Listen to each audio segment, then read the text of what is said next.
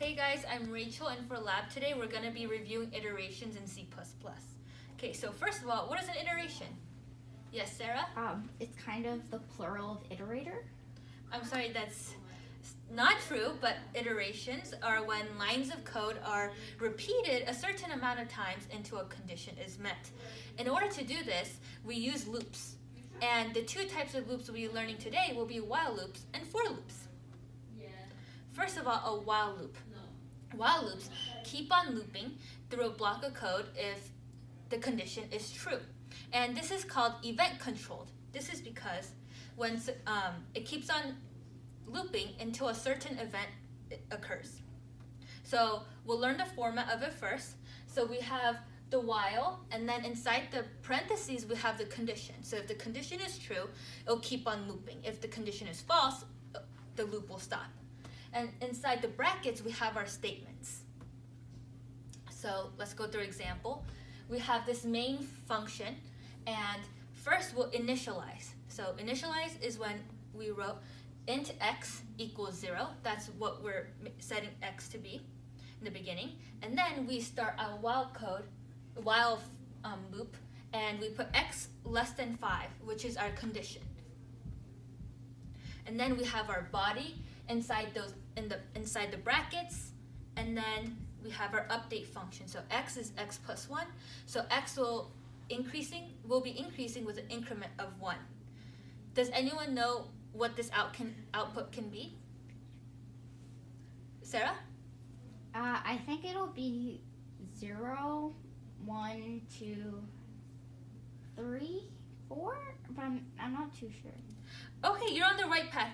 You are correct. It is 0, 1, 2, 3, 4.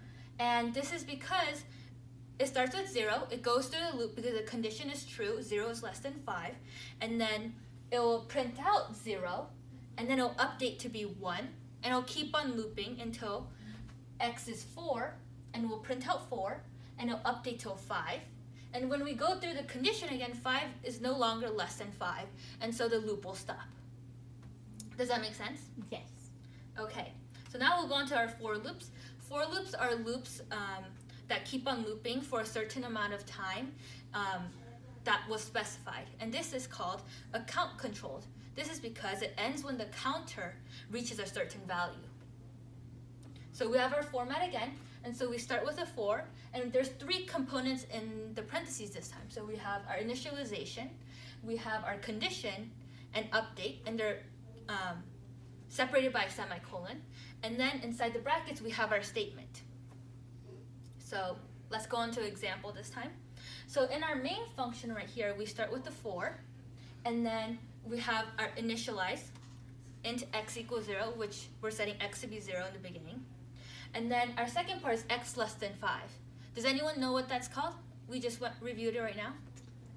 Yes, Sarah? I think it's the condition. Perfect, you're correct. So x less than 5 is the condition, and so if this is true, it'll keep on looping. Our third part is our update part, which is what we have plus plus x. So x will be increasing by increment of 1. Then we have our body inside our brackets, so it will be printing out x every single time it goes through the loop. Okay, anyone know what this output can be? No? Okay, that's totally fine. We can go through this together. And so, first of all, it's set to 0. X is set to 0, so it'll go through the loop because 0 is less than 5. 0 will be printed, and then it will be updated to be 1, right? Because it goes up by increment of 1. And 1 is less than 5, so it'll go through again, print out 1, and it'll keep on printing out. 2 will work, 3 will work, and then when x is 4, the condition is still met, so 4 will be printed, and then it will be updated to be 5, and when x is updated to be 5, the condition will no longer be true, right? Therefore, the output is 0, 1, 2, 3, 4, because when x is 5, the loop will be done. Okay, that's the end. Any questions?